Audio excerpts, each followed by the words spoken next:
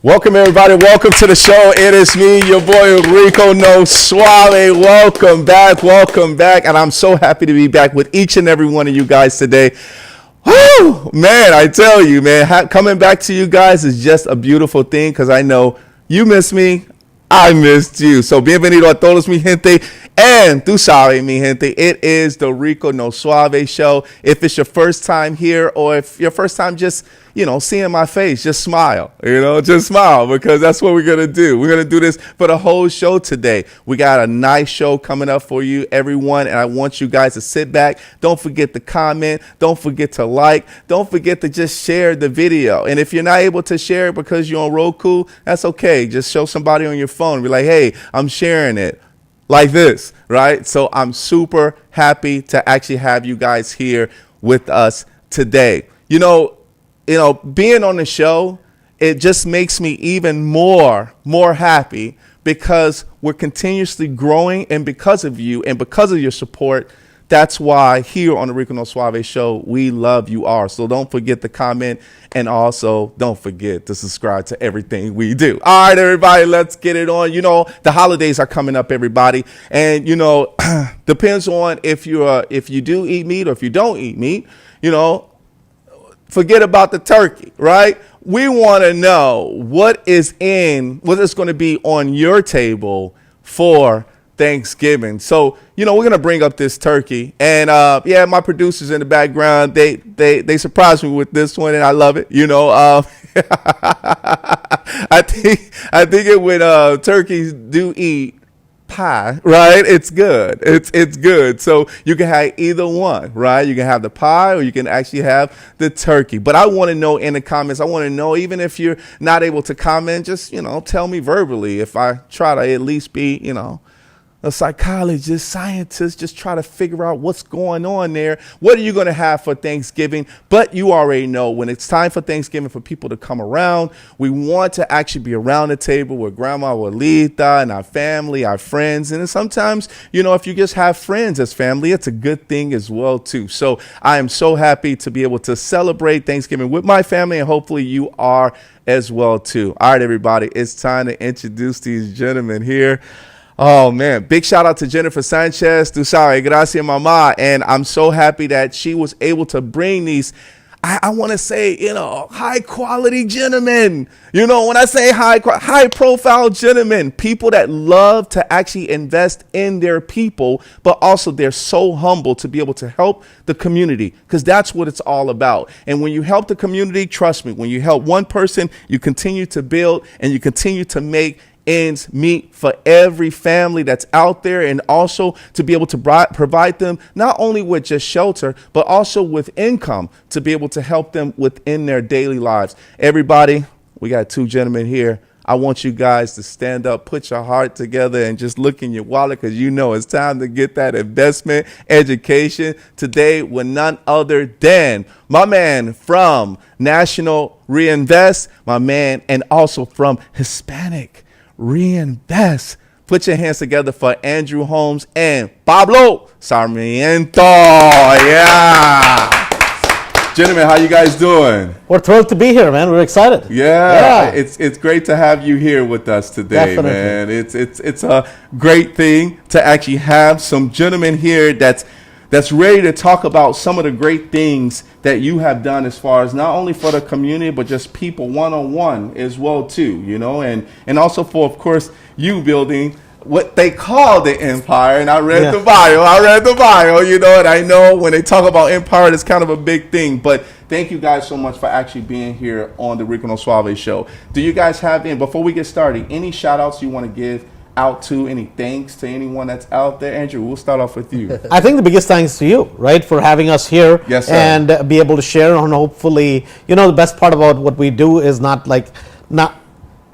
what we have, yes, but what we all can build together. Yes, sir. Right, because growth happens in a community. Yeah. Right, nobody builds anything without a community, and I think that's what it is about the show. That's what Pablo is doing in the Hispanic community. So we're super thrilled to be here. Thank you, Pablo. Yeah, I was gonna say definitely shout out to you, Rico No Suave. Yes, sir. Shout out to Jennifer, and shout out to everybody that's making this show possible. Thank you. Because we're here to give out that information that a lot of people want to have to be able to build on something, yes, sir, which is investing in real estate. Yeah. So hopefully everybody's staying tuned in and is ready to get this information from my guru, Andrew Holmes. The guru. The guru. Sir. You might have to change that sir. name on this lower third. It might be the guru now. Yes.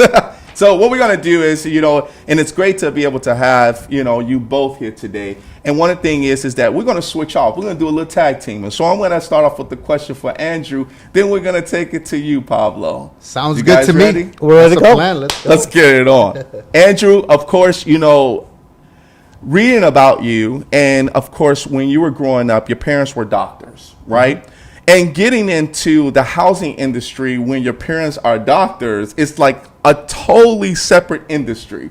And it's like, well, parents were like, oh, we want you to be like us, right? Oh, we want you to get in the medical field. Or sometimes you look up to your parents. In that case, the housing industry hit and you went down that path. Tell me, why did you go down that path, knowing that, of course, your parents are doctors, and bless them, of course?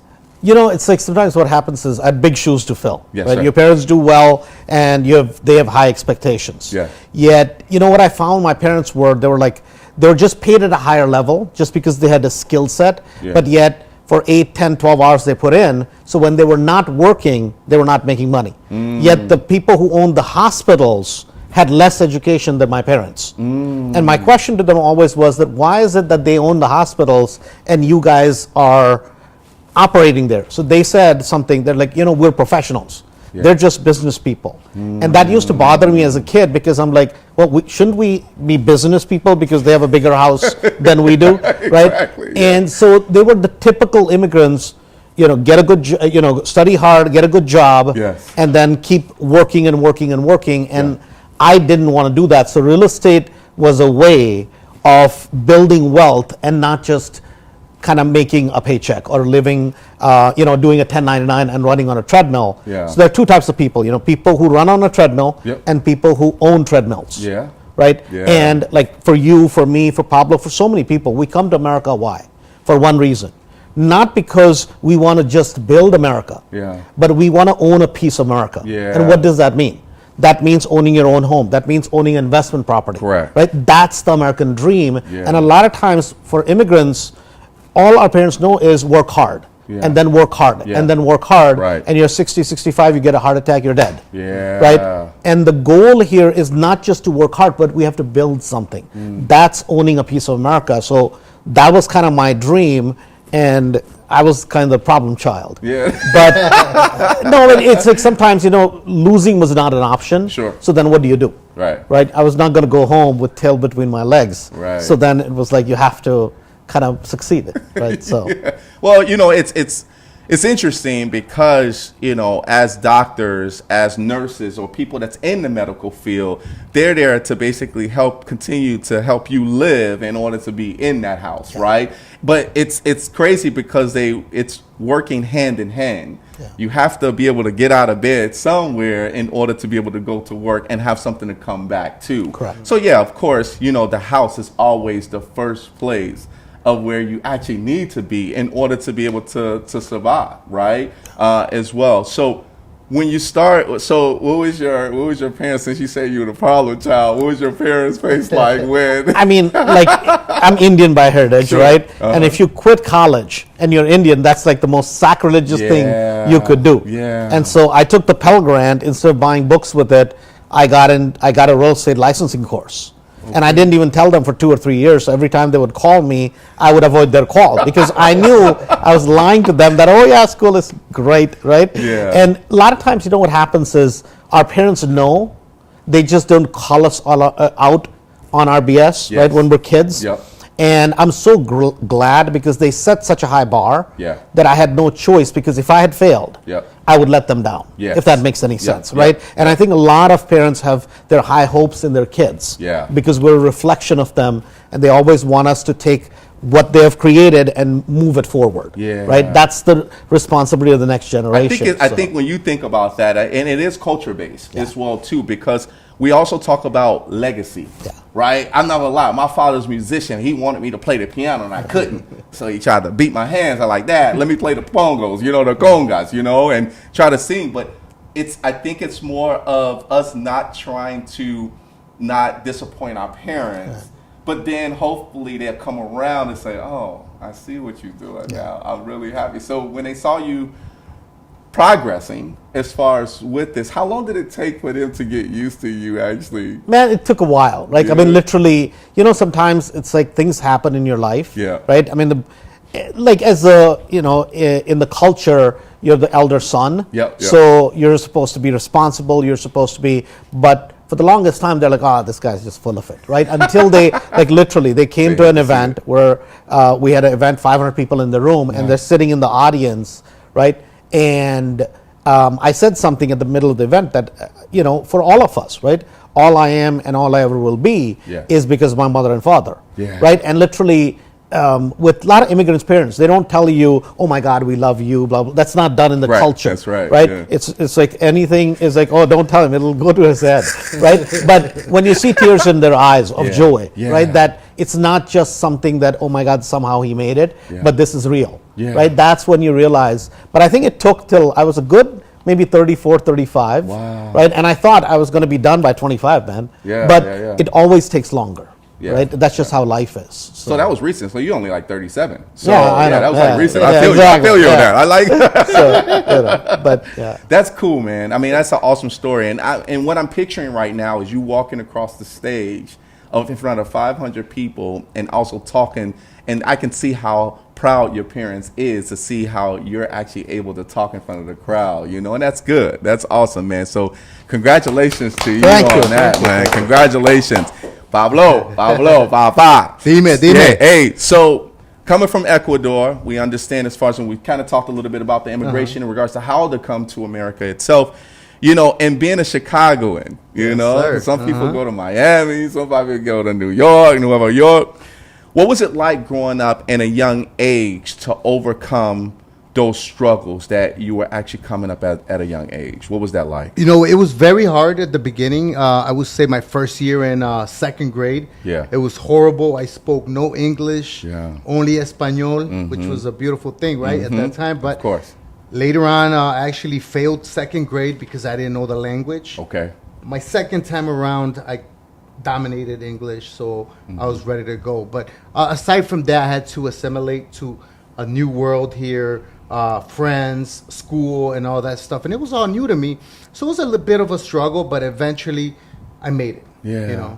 I think coming from Chicago and, coming from another country, because the culture is different from coming to the States, right? There are certain things that, certain people are not used to, What were some of the things that you coming up as a kid, or how old were you? I'm sorry, how old I were was you? 7. I was 7, yeah. So when you came here when you were actually 7 and start acclimating yourself in regards to getting into school or just acclimating yourself, how was it to be able to know that the culture in Ecuador was totally different from the culture that we, especially in Chicago, was totally different?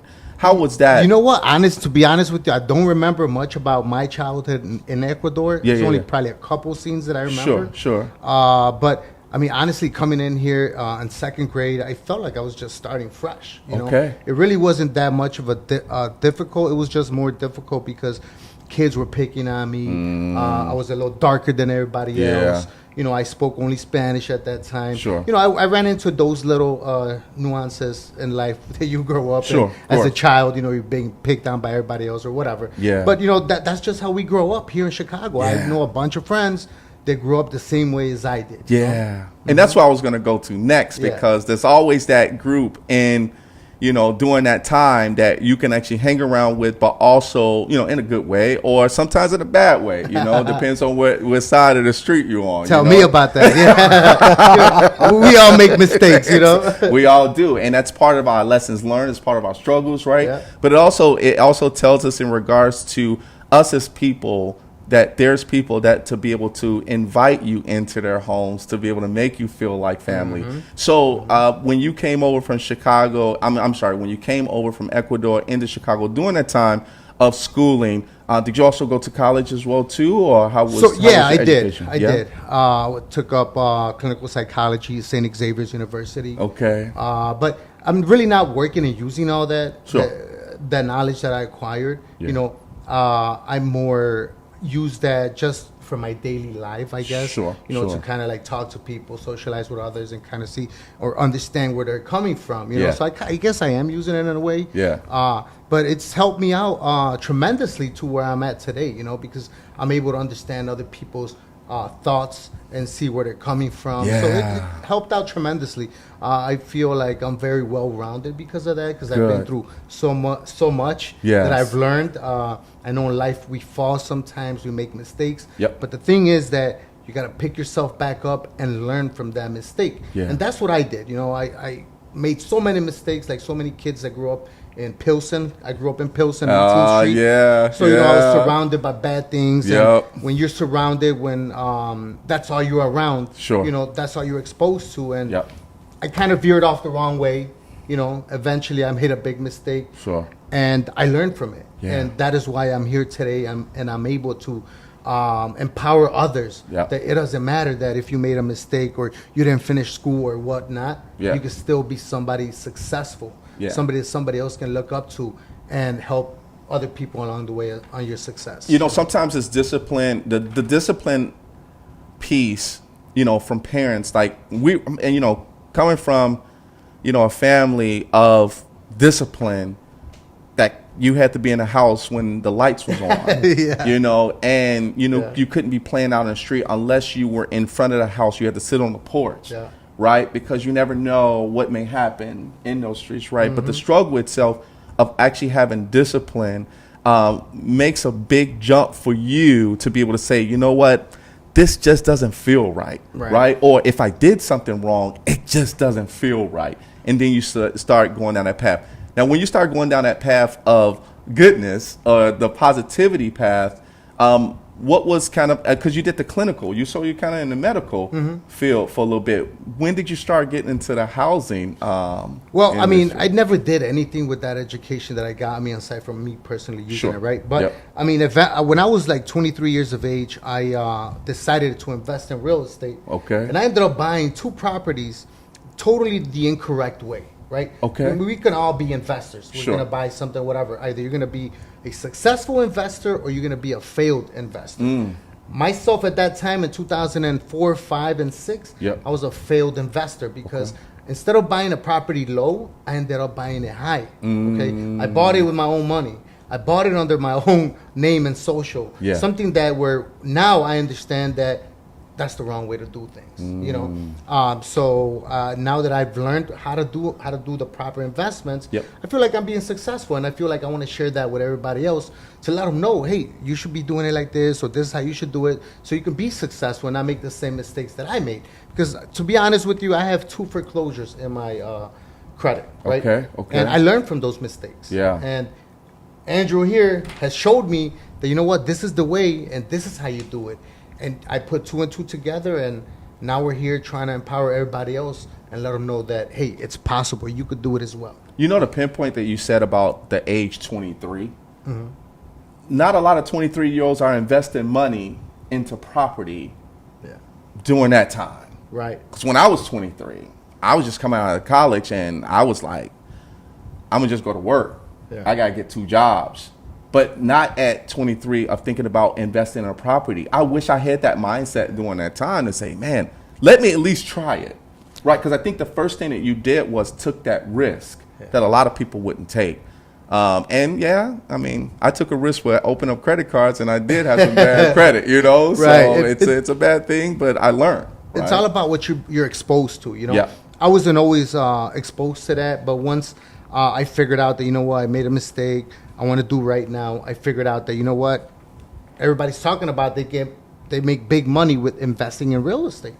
So that's what I thought I could do, and unfortunately, I bought the wrong way, like I said, you know. But since when I was 23 years of age, I always had that idea or that goal to want to invest in real estate, because I know a lot of the millionaires are made through real estate, right? So I was kind of like in the right path. I just didn't have somebody to hold my hand like Andrew, you know, like that teaches you, hey, this is how you should do it. Check it out. Maybe you want to use other people's money to invest in real estate instead of using your own name, your own social, your own money. You know, so that's something that's very powerful, and we want to make sure that everybody else out there that wants to invest in real estate has that opportunity. You know, Congratulations, man. I like that. Hey, so, you know, before we take a break, but we got to come back to Andrew because he's patiently waiting. He looks excited still. Looks excited still. So, flipping houses. Man, when we talk about, we kind of talk about buying houses, right? And then we make that mistake, and then I'm going to use the word flip because he helped you flip that around to be able to make you a better person, right, at what you love to do. When we talk about flipping houses, man, I've seen a lot of show HGTV and all of those flipping houses and going crazy. It looks good. Yeah, it looks good, right? And now I'm talking to the guru, right? In regards to flipping houses, were you involved in the construction piece? Were you actually in the houses, or how was that flipping process for you? So I started 2008, right? January 2008, when the market, everybody was running for the hills. I didn't know what a 2x4 was. Right. And in fact, that saved me, because a lot of times when people watch a reality TV show, there's nothing real about a reality TV show. And absolutely nothing. Because the couple will have drama, create all kinds of drama, destroy walls. By the end of the show, they made 100,000 and voila. Right. I mean, this is just, that's the difference is that flipping a house is a business like anything else, right? And creating a lot of drama, if you create a lot of drama in your own business, you're never going to succeed, right? And the same exact thing, that how hard you work or how much work you do in a property has nothing to do with how much profit you make, right? So think about this. Most people buy a house because they think they're going to fix it up. You don't make money because you fix up a house. You make money because you bought it right. So the principle is, most people will spend 90% of the time rehabbing the property and 10% finding it. Whereas the right way to do it is you're supposed to spend 90% of your time finding the right property and only 10% fixing it. Because once you find the right property, you have to do very little fix-up. Come on. Right? Come on. So it's a lot of things that we believe that, oh my God, we have to work hard. We have to work hard. It's a very immigrant and a middle class mentality. Not that you don't have to work hard. Sure. But if all that you do today is work hard, think about this, right? Who makes the least amount of money? The guy who digs the ditch. Mm-hmm. His supervisor that's watching him dig and tells him where to dig always will make more. The guy who's sitting in the office who's calling the supervisor and saying, is it done yet? will always make more money. If it was, and life is never fair. It never has been, it never will be. That's right. Right? So it's not about how hard you can work with your hands. Yeah. It's how hard you can work with your brains. Yeah. Right? And it's the same exact thing in real estate you can use real estate and burn your whole house down. Or you can use real estate to build wealth. It just depends on which side of the cycle that you're on. So let me get my flipping right then, because my flipping word is thinking totally different of HGTV, right? I'm thinking that way. Yeah. But your way is totally different of not even going in to touch it. You're flipping it from, hey, is it done yet? Correct. Let's get it on. Okay, cool. So think about HGTV. HGTV is made for people to watch. Sure. Every housewife, every husband is like, oh my God, honey, we should do this. Yes. Right? we take the dumpiest house on the block and we make it beautiful. That's right. Right? Yeah. In fact, it should be the exact opposite. Wow. You take a grandma's house, Yep. a dated house, kitchen, bath, Yep. and that's it, and get out. Because even if you put a new roof on, nobody pays you for the roof because they expect a roof to work. They expect the windows to work. Yeah. So all the places you spend money on, Yep. nobody cares. All they care about is kitchen and bath.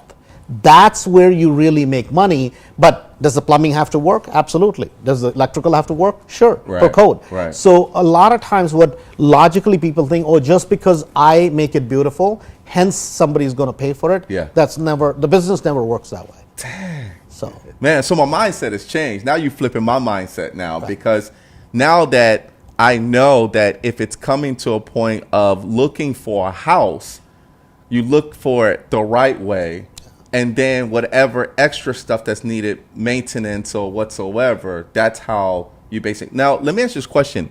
When it comes to value of the actual house itself, because sometimes if you have that value and it's like, let's say, I'm just saying $100,000, right? $100,000 house. And it's stable enough to say, yeah, I got the lights running, I got the kitchen, I got what I want here. When I'm ready to add more amenities to it or anything that I want to actually upgrade it, does my value increase on that? Not necessarily. So think about this, right? Think about a car. You take a Hyundai and you can put $8,000 wheels on it. Is it going to increase the value of your car? No, right? You take a Rolls Royce and you put obnoxious wheels on it, that won't actually, you've spent money, but guess what it does for the Rolls Royce? It decreases the value of the car. Because you touched it. Because you touched it. A lot of times, just because you touch the house does not mean, you can overspend on a house. On HGTV, they do it all the time. Right. All the time, they'll overdo a kitchen, they'll overdo the whole house. Right. And on TV, they make a profit. In reality, they never make a profit. Wow. So that's crazy. So what you're saying is when I get another house, right? Maybe I might get two. I don't know, because I'm talking to you guys now, right? Or more. Or you get a house. What you're saying is that whatever your investment is in that house itself, maintain it, keep it the way it is, but just maintain it instead of trying to get all of these fancy upgrades. I'm sorry, I shouldn't say fancy. Let me stop that, because you have nice appliances. I'm saying nice, meaning that it works. It's good enough for you.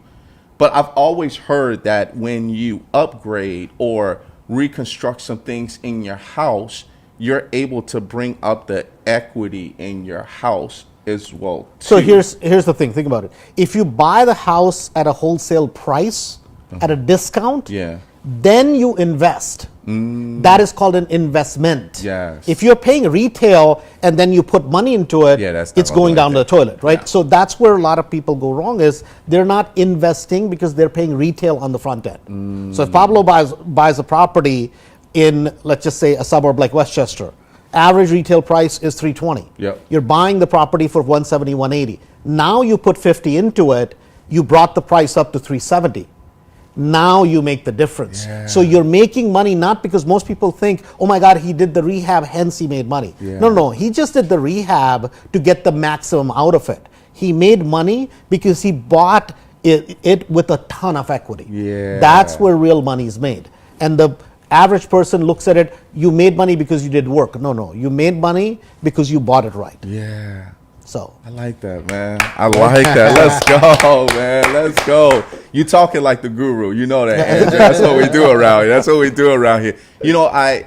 Before we take a break, I have to say, just by learning about, flipping houses, and not saying it's cool to see it on TV. It's just, it's for entertainment, right?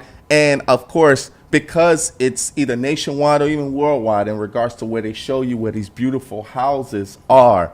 And also for like beach houses.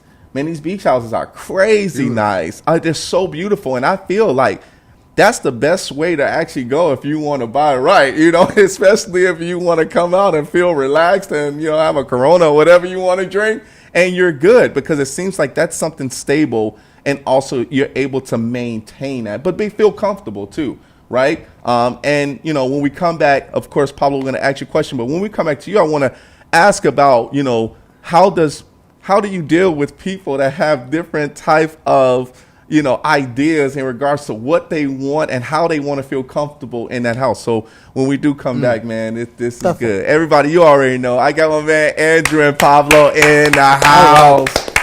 All right, everybody, we're going to take a quick break, and we'll be back in 30 seconds. We'll be back. Here we go.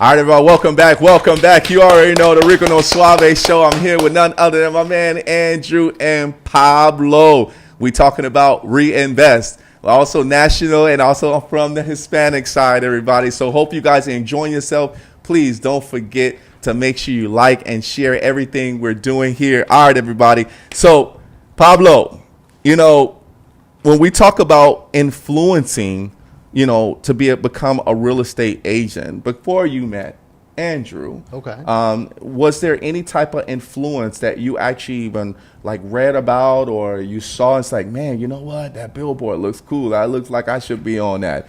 What influenced you to become that real estate agent? Well, and I always had that real estate mentality in my mind since, being gay, small. I always wanted to be a businessman, always wanted to make money, right? Yeah. That's why I ended up buying those first two investment properties. Yeah. To be honest with you, my wife is the one that had an impact on me. Okay. She got her real estate license while she was taking the bar exam. Okay. And she was making money selling houses. What's her name?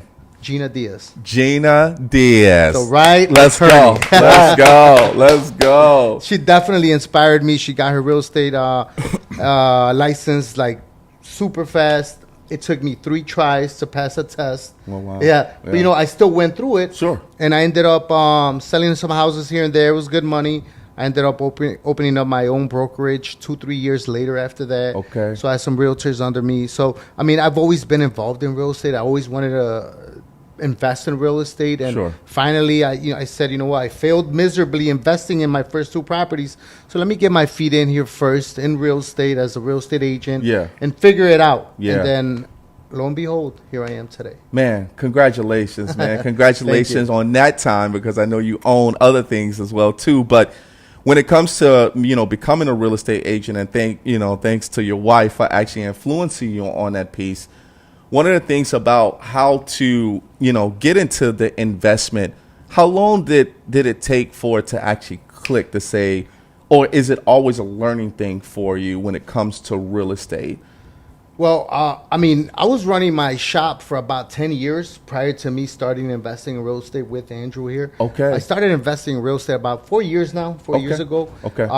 The first 6 months, I really didn't do much because I really didn't understand, this is how it works. But Yeah. I first ended up getting my first deal, took that to fruition, made it happen, ended up renting it out. Then I did a second one, third one. Yeah. And I understood the whole process. I figured it out, with all the Nice. tools that Andrew Holmes Yeah. gave me at that time.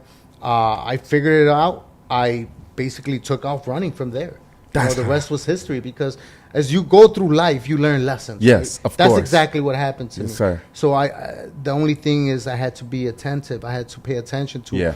what lessons needed to be learned. Yeah. And I did, I followed the guru. There was other people that influenced me and taught me as well. Yeah. And I've been successful ever since, There's so many different parts of being a real estate agent that you work with, and Right. I only know about brokers and there's what is yeah. that, loan agents or whatever. What do you Yeah, call yeah, those? brokers. Mortgage officers. What is it? Mortgage officers. The mortgage officers, right? Loan and you're officers. working with loan officers. That's what it is, right? And you're actually attacking each piece to understand what they do. Right. As a real estate agent, you can attack all of those and become one of those as well too. Can you be that package deal as well too? For customers? You Or for your can, clients? but you being a real estate agent and being a loan officer, you really can't do that. Oh, but there is okay. some rules that guide our business. I see. But it's good for you to have knowledge of how a loan officer works. Yeah. It's good knowledge to have to know how an appraiser works. Right. How a general contractor works. Yeah. How a title company works. What an attorney would do for you at a real estate closing and all that good stuff. So there's so many pieces to the pie that once you put everything together, Yeah. it comes in perfectly and everything works like a well-oiled machine. And that's why Andrew's successful at this, Yeah. because he's figured out how to put all these tools together and make it work for the best. And taught me that, and that's what I'm doing as well. That's good, man. Yeah. Let's go. Let's go. Hey, of course, being that everything is about patience, right? Having patience and being able to know when is the right time. Right. And your right time was to meet the guru, right? Oh, At a yeah. certain point in time, Yeah. you met Andrew, and Andrew met you, right? What was the connection in regards to how you met Andrew and how you automatically said, I want to do this? Well, you know what? The information, when I first went to this 3-day real estate event, which we got one coming up this November, Yep. 17th, 18th, and 19th. Let's It's go. this weekend. Yes, sir. So I hope people interested, tune in. You got to be there. Yeah. So, I went there, and that's where everything came together. And I learned everything, and everything came together where the whole picture was clear. Okay. I knew exactly what to do after learning from Andrew. And Andrew will give it to you in a way where you would understand. Yes. I've been through other seminars and events where they try to teach you real estate. They sell you tapes, CDs, and give you a number to call. None of that worked. Here with Andrew, what happened was everything's here local in Lombard. Yep. He has an office. There's classes that are given. You're Yeah. always a member of his group. Yeah. And, it's empowerment. Yeah. You got people that empower you, and you got people that support you on your goals and your dreams. That Yeah. they're always telling you, you could do it, or you know what, you could do it like this, you should do it like that. Yeah. So, It's crazy because when you meet someone and you just say, hey, you walk, and I keep using the analogy of walking across the stage, because when you walk across the stage as an MC myself, people are watching. yeah. People are motivated. People are, excuse me, they could have been sad or they can be happy to be there. Right. It's up to you to be able to change that person's narrative of why are you here, right? Exactly. And when he actually walked across the stage, or when you actually met him and say, hey, I want to meet him, was it more of a workshop when you met him, or was it more of a speech or kind of that motivation? Both. Was it it both? was a seminar and a speech. Okay. Like the speech that he gives, and he's a down to earth person. He's able to talk to you, whereas you would understand. Yeah. And the troubles that he's gone through, even though he's Indian and I'm Ecuadorian. Yep. There's probably some type of similarity. Similarities, of course, yeah. We're both short. But at the end of the day, it's the way he came across and the way he's able to explain it. Yeah. And get you to believe in yourself. Yeah. And that's the very hard thing for people to do, to be able to have you believe in yourself and know that it's let you know that it's possible. Yeah. And when I tuned into him when he gives his speech, and hopefully you can go and hear it. Yeah. I mean, it's empowering. You Yeah. know, it shows you that everything's possible as long as you put in that work. Come on, man. Let's go. And everything is connecting the dots right now, because we talk about how you met Andrew, and then how Andrew now is actually, have been helping people like yourself with building, which goes to my next question. Andrew, you ready? Absolutely. Me too, man. I'm ready too.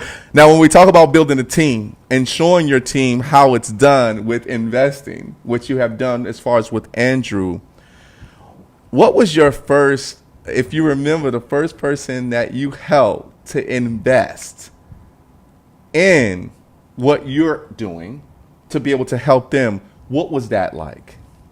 It was an accident, really, because I was doing a lot of flips. I had started buying a lot of rental properties, and I was excited. Yeah. Right. And on one of the big talk show stations, on Sunday, I went and bought radio time. Okay. Right. And they're like, "Why are you doing this? What is the revenue model?" I'm like, "I have none." Yeah. They're like, "You realize this is a lot of money, $60,000, $70,000 a year." Yeah. And I was like, "I realize that, but I'm like, I'm excited because what I see is being propagated. Yeah. It's completely false. They're lying to people, right?" And I'm like, there's the right way to do it. And it was pure passion. Yeah. There was no revenue model for 2-3 years. People think, oh yeah, Andrew makes millions, right? Yeah. That's not where it started. I mean, it was a complete, right? I dug myself a huge hole, and then to get out of it, that took time. Yeah. And I think it's that passion that was driving me, because I was like, oh my God, first time I ever did on the radio show, I'm like, hey guys, come on out, we're excited, blah, blah. Yeah. And on radio, you have no idea. Today, at least, you know how many people are watching, how many people are interacting Right. on the radio, Right. terrestrial radio. You have no idea. You have no idea, right? right? You have no idea. You claim, oh, there's thousands, but you have no idea, right? I mean, literally, I did this little event, and I had put 20 chairs, and literally 2.5 people showed up. 2 people and 1 little kid. Somebody brought their kid with them. Okay, that's the and future. here I was embarrassed. I'm like, oh my God, I'm such a loser, right? And it's life is connected by thin threads. Yep. Like today we showed up here, we have no idea why. Yep. Right? Somebody connected to somebody. Yep. And a lot of times, and one of those people that showed up literally happens to be an attorney that works with us till today. Yeah. At the time, she was going through some personal health challenges, and she had $2 or $3 million put aside. Here I am trying to tell people, hey, this is how you should invest. End of the thing, about 4 o'clock in the afternoon, she stands up and she's like, here's my business card. And I'm like, attorney, I'm like, what the heck did I do now? Right? I mean, I'm thinking like, what? And she's like, I'm going to put $1 million aside. Yep. And whenever you want to borrow it, let me know. Yeah.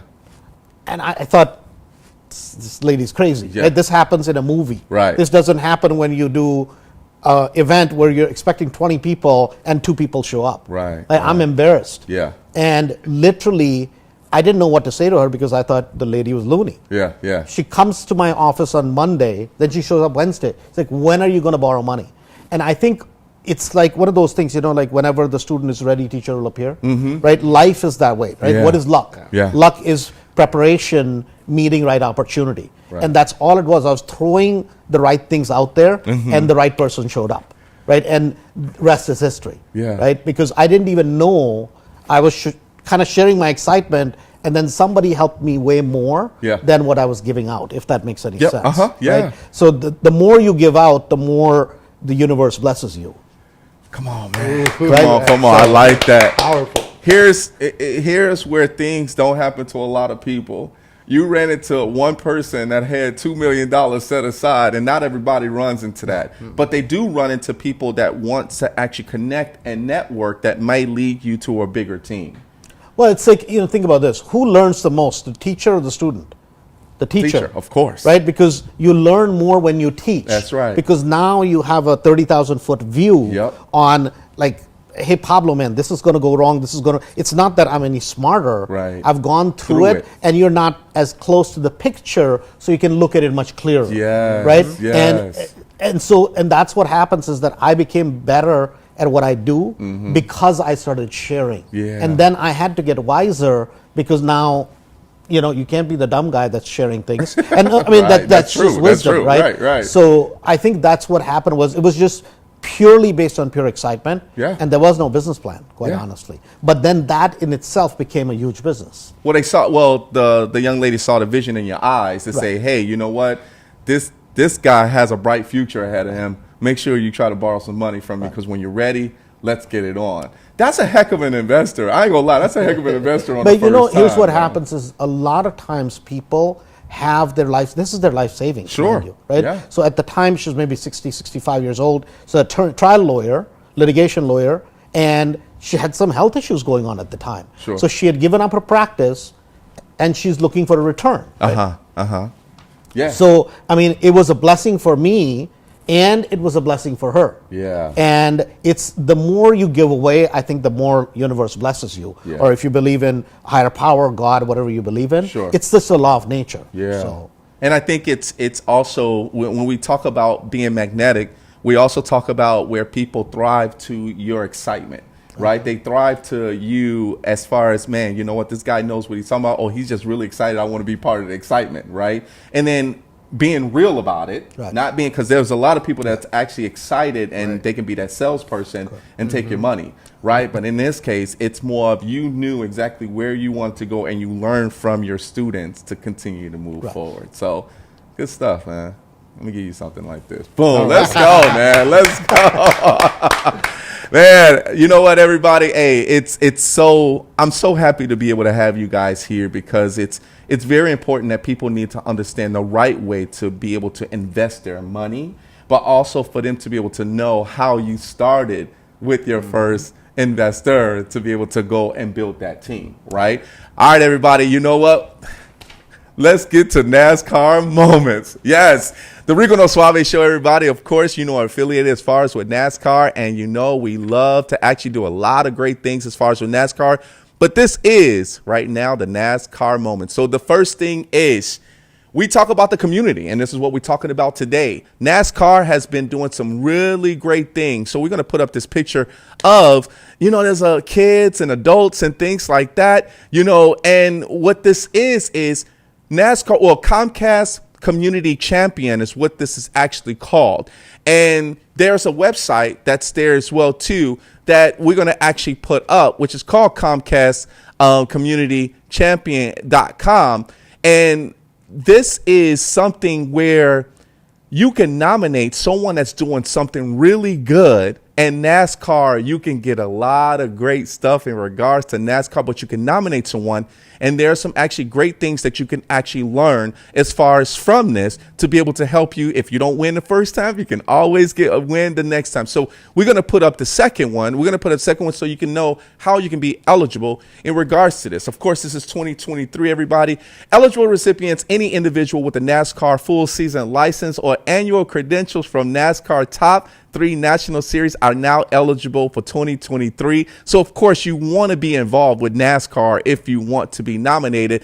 Team owners, drivers, and all NASCAR Cup Series, NASCAR Infinity Series, and NASCAR Craftsman Truck Series employees, full-time employees of track that are currently on schedule for NASCAR 3 Series, NASCAR media members who have print, broadcast, and a photography hard card. That might be me. NASCAR officials, NASCAR partner sponsors, family members of drivers with a hard card. In recognition of the champion efforts, a $60,000 contribution will be made to the charitable organization affiliated with the champion. In recognition of the remaining finalists' efforts, $30,000 contribution will be made to the charitable organization affiliated with each finalist. So big shout out to Comcast and also the Xfinity Cup Series for NASCAR. So this is the NASCAR moment. All right. Yeah, baby.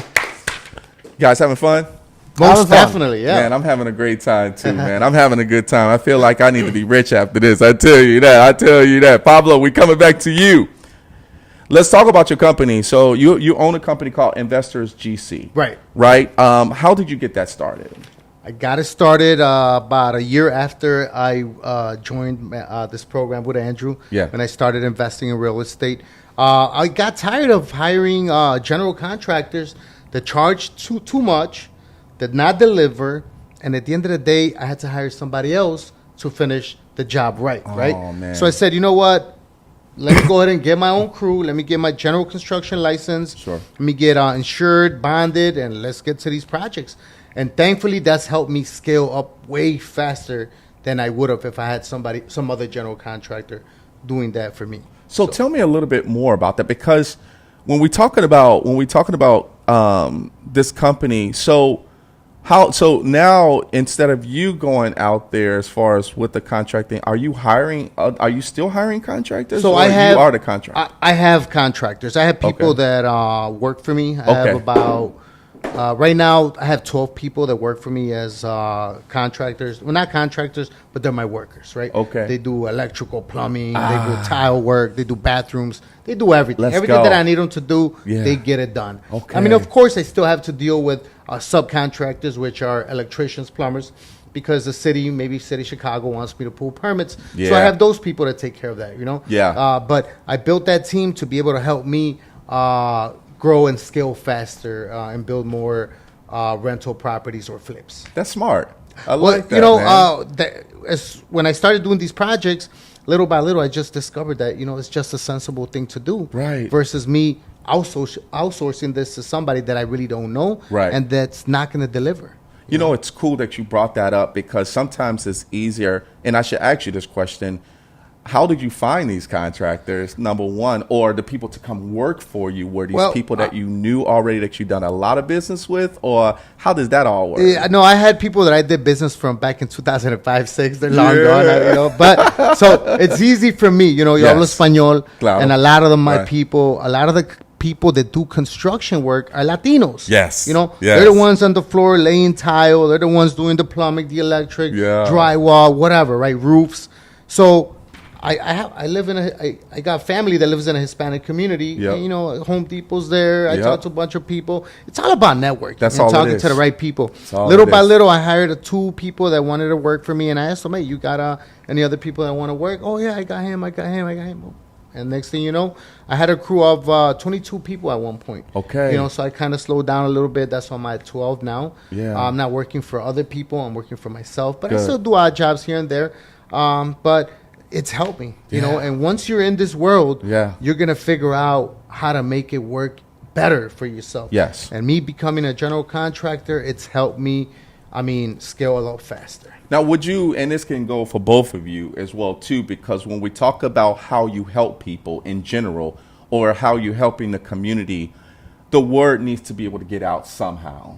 How is it that you're able, because from a contracting standpoint, is it more referrals, or do you also have a marketing team because I see, you know what, it's so funny. When I looked up nationalreinvest.com, I'm going on Facebook and I'm seeing his face everywhere now. And I'm like, oh, he must be watching me, right? He must have watched what I did. So the guru saw me already, right? So I'm like, Andrew, he's everywhere now. How is it when it comes to you guys marketing, your business?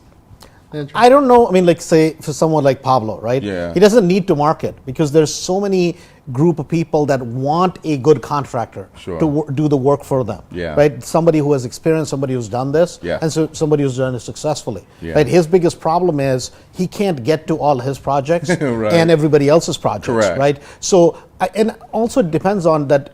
Who are your 5 friends? Yeah. Right? I mean, you're basically a sum total, an average of your 5 friends. Right. If your 5 friends are a lot wealthier than you each year, they're gonna, like some people talk about how many beers we're drinking, other people talk about what are we building. That's right. Right? Yeah. And that's really what it's about. That if you're great at what you do, then our job is to learn from you. Right. That, hey man, you're really good at it. And then hopefully we have people that either we can teach, either we can learn from, we can profit with, or enjoy. Right? Because if those 4 factors aren't there, then why the heck are we hanging out? Right? And I think that's what it is that either it's easy, if you're with good people, they'll pull you up. Your people who are below you, they're going to pull you down. That's right. Right, and that's what happens is that a lot of times when you're surrounded in the right influence of things, like especially with something like this, the business comes because you know what you're doing. Right. So and people, one person refers another person. So it's kind of that's how it grows. But people that maybe, like in your case, that you help when you're building this empire, or I should say you're building a community, you're building a team, you know, they're pretty much on their own in most cases in regards to how do they market themselves. Now, do they ever come to you and ask you for advice when it comes to, well, how do I really get myself out there? Because sometimes people may not just have that luck to be able to, they might be the only positive person that they see within themselves, or they might be surrounded by people that's not doing as good as them. But how do they get more of that marketing or more of that exposure, you know? So you know what happens is, it's like the best thing they can do is go, if you want to be great at anything, go meet people who are better than you, and they can be just 1% better. Sure. What happens is you'll meet somebody who's 5%, 10%, 12%, and as you keep getting better, you impart your knowledge, they give you knowledge, right? Okay. And it's easy today, like with real estate, with anything. The challenge today is not lack of information. The challenge today is too much information. Right? People are paralyzed because they have, and the question becomes is, who do I trust? Right? Because it's easy today to quote unquote look successful online, right? Anybody can rent a Lamborghini and hey, I'm killing it, right? And really it's, if at one time we used to call them like snake oil, salesmen, today that's the biggest challenge is there's too much information. And the challenge is how do I separate that and how do I find a specific path so that I'm going to do step 1, step 2, step 3. All of us, including me, right? At 22, 23, I wanted to be a multimillionaire.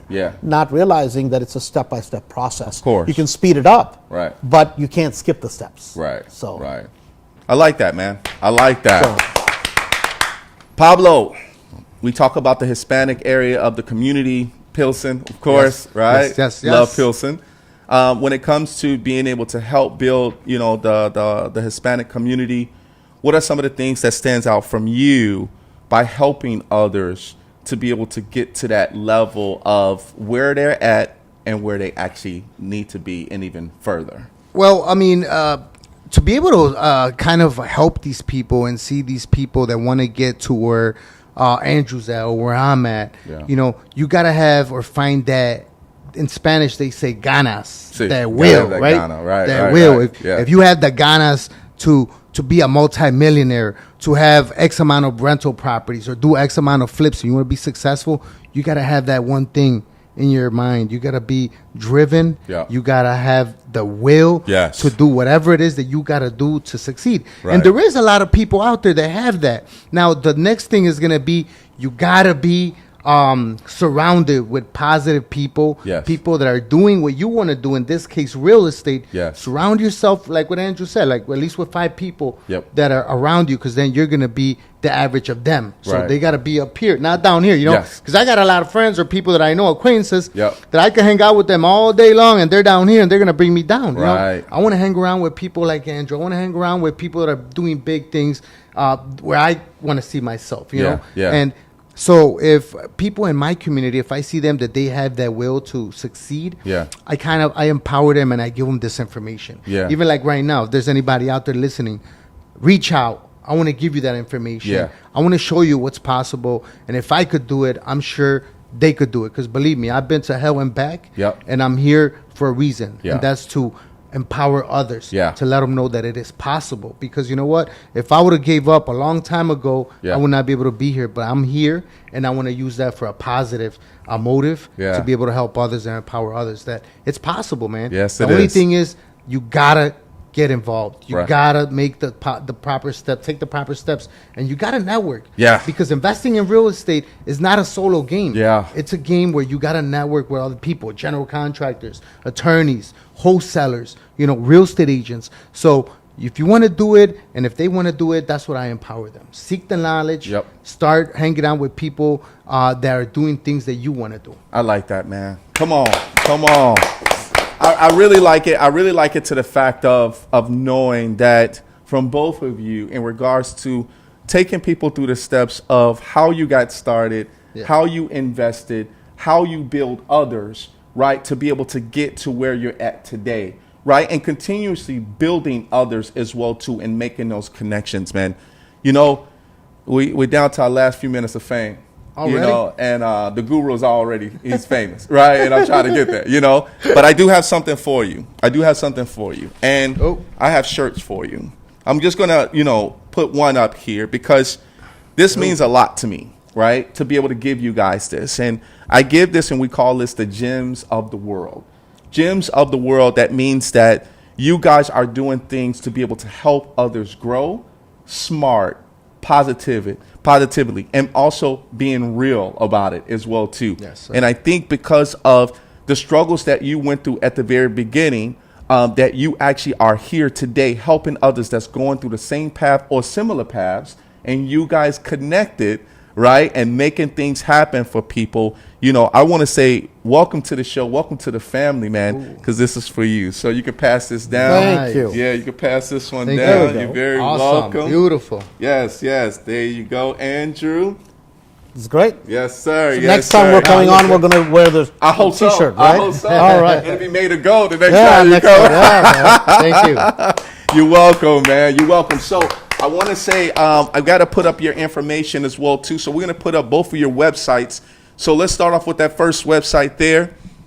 It's nationalreinvest.com, everybody. Make sure you guys go there. You'll find out all of the information. He has his Instagram. He has all of his social media that's on there. So make sure you please go right ahead and make sure you attend the conferences, right? If you're about making that money, or actually you want to be motivated, number one, right? So make sure you go and check them out at National ReInvest. Of course, we have the Hispanic side. We got the Hispanic side as well too. So make sure you please go to HispanicReinvest.com. Make sure you check out my man Pablo, and of course my man Andrew. They're doing some really great things that's out there for you guys to basically help yourselves, but also help others that may be in the same need of being able to reinvest in the community. Gentlemen, it's been a pleasure. Most been definitely. Great. It's been great. awesome. Man, I had such a great time with both of you, and I have to say, I learned a lot.